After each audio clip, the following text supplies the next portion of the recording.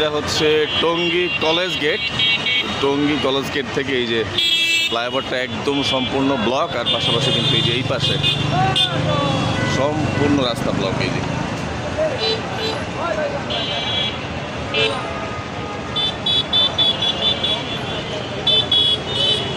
একদম সম্পূর্ণ রাস্তা ব্লক।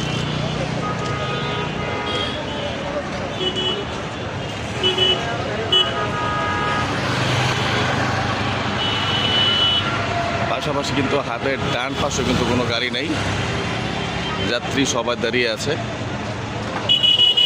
যে মানুষ কিন্তু গাড়ি থেকে নেমে হাঁটা শুরু করছে।